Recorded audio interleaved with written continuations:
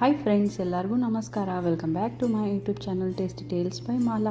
ಹೊರಗಡೆ ಮಳೆ ಬೀಳ್ತಾ ಇರುತ್ತಲ್ಲ, ಬಿಸಿ ಬಿಸಿ ಬಜ್ಜಿ ಒಂದು ಮಾಡಿಕೊಂಡ್ರೆ ಸೂಪರಾಗಿರುತ್ತೆ. ನಾವು ಇವತ್ತು ಮಾಡ್ತಾ ಇರುವಂಥ ರೆಸಿಪಿ ಹೀರೆಕಾಯಿ ಬಜ್ಜಿ. ಹೊರಗಡೆ ಫುಲ್ ಕ್ರಿಸ್ಪಿಯಾಗಿ, ಒಳಗಡೆ ಸಾಫ್ಟಾಗಿ ಸೂಪರ್ ಟೇಸ್ಟಿಯಾಗಿ ಇರುತ್ತೆ.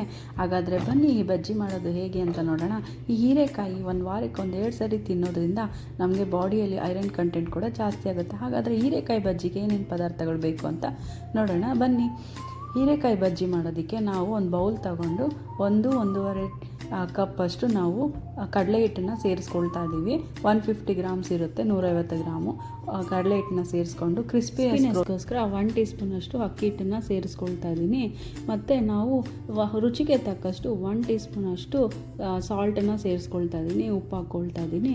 ಇವಾಗ ನಾವು 1 ಟೀ ಸ್ಪೂನಷ್ಟು ಸ್ವಲ್ಪ ಚಿಟಿಕೆಯಷ್ಟು ಇಂಗುವನ್ನು ಹಾಕ್ಕೊಳ್ತಾ ಇದ್ದೀನಿ. 1 ಟೀ ಸ್ಪೂನ್ ಹಾಕ್ಕೊಬಿಟ್ಟು ಒಂದು ಸ್ವಲ್ಪ ಚಿಟಿಕೆಯಷ್ಟು ಹಾಕ್ಕೊಳ್ಳಿ. ಇದು ಹಾಕೋದ್ರಿಂದ ಒಳ್ಳೆ ಅಸಿಡಿಟಿಗೆಲ್ಲ ತುಂಬ ಹೆಲ್ಪ್ ಆಗುತ್ತೆ. 1 ಟೀ ಸ್ಪೂನ್ ಜೀರಿಗೆ ಹಾಕ್ಕೊಳ್ತಾ ಇದ್ದೀವಿ. ಜೀರಿಗೆ ಸೇರಿಸೋದ್ರಿಂದ ಜೀರ್ಣಶಕ್ತಿ ಜಾಸ್ತಿ ಮಾಡುತ್ತೆ. ಸೊ ಅದಕ್ಕಾಗಿ ನಾನು 1 ಟೀ ಸ್ಪೂನ್ ಜೀರಿಗೆ ಸೇರಿಸ್ಕೊಳ್ತಾ ಇದ್ದೀನಿ.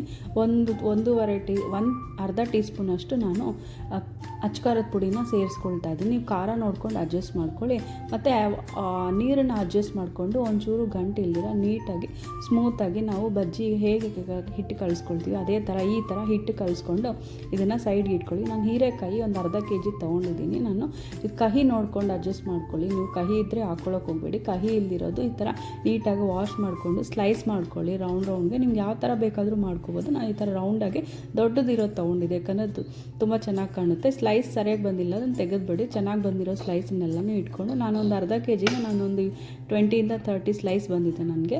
ಇದನ್ನು ಇವಾಗ ಒಂದು ಪ್ಲೇಟಿಗೆ ಸೇರಿಸ್ಕೊಂಡು ಎಲ್ಲನೂ ಒಂದು ಚೆನ್ನಾಗಿ ಸೈಡಿಗೆ ಇಟ್ಕೊಳ್ತಾ ಇದ್ದೀನಿ. ತುಂಬ ತೆಳ್ಳಗೆ ಮಾಡಬಾರ್ದು, ಒಂದು ಮೀಡಿಯಮ್ ಸೈಜ್ಗೆ ಹಾಕ್ಕೊಳ್ಳಿ. ನೋಡಿ, ಇವಾಗ ಒಂದು ಸ್ಟವ್ ಮೇಲೆ ಎಣ್ಣೆನ ಬಿಸಿ ಮಾಡೋಕ್ಕೆ ಇಟ್ಕೊಂಡಿದ್ದೀನಿ. ಎಣ್ಣೆ ಬಿಸಿ ಆಗಿದೆ. ಇವಾಗ ಹೀರೆಕಾಯಿನ ತಗೊಂಡು ನಾವು ಈ ಬ್ಯಾಟರಲ್ಲಿ ಡಿಪ್ ಮಾಡಿಬಿಟ್ಟು ಆ ಕಡೆ ಈ ಕಡೆ ರಬ್ ಮಾಡಿಬಿಟ್ಟು ನೀಟಾಗಿ ನಾವು ಎಣ್ಣೆಗೆ ಸೇರಿಸ್ಕೊಳ್ಳೋಣ. ಎಣ್ಣೆಗೆ ಹಾಕ್ಕೊಳ್ಳುವಾಗ ಹುಷಾರಾಗಿ ಹಾಕ್ಕೊಳ್ಳಿ.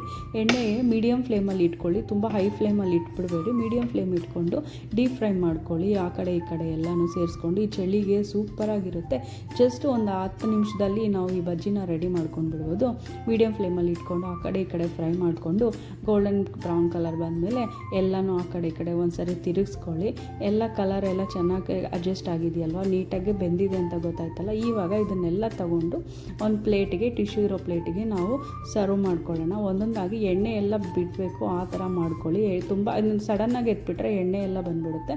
1-2 ನಿಮಿಷ ಈ ಥರ ಮಾಡಿಬಿಟ್ಟು ಎಣ್ಣೆ ಎಲ್ಲ ಡ್ರಾಪ್ಸ್ ಎಲ್ಲ ಆದಮೇಲೆ ನಾವು ಇದನ್ನು ತೆಕ್ಕೊಂಡ್ಬಿಟ್ಟು ಒಂದು ಪ್ಲೇಟಿಗೆ ಇಟ್ಕೊಂಡು ಸರ್ವ್ ಮಾಡ್ಕೊಳ್ಳೋಣ. ನೋಡಿ, ಈ ಥರ ಮಾಡ್ಕೊಳ್ಳಿ. ಮಿಕ್ಕಿರೋ ಅಂಥ ಬ್ಯಾಟರ್ನ, ಮಿಕ್ಕಿರೋ ಸ್ಲೈಸನ್ನು ಹಾಕ್ಕೊಂಡು ನೀಟಾಗಿ ಎಲ್ಲನೂ ಸರ್ವ್ ಎಣ್ಣೆಗೆ ಹಾಕ್ಕೊಳ್ಳಿ. ನೋಡಿ, ಇದನ್ನು ಟೀ ಜೊತೆ, ಕಾಫಿ ಜೊತೆ ಅಥವಾ ಬಿಸಿ ಬಿಸಿಯಾಗಿ ತಿನ್ನೋದಕ್ಕೆ ಸೂಪರಾಗಿರುತ್ತೆ.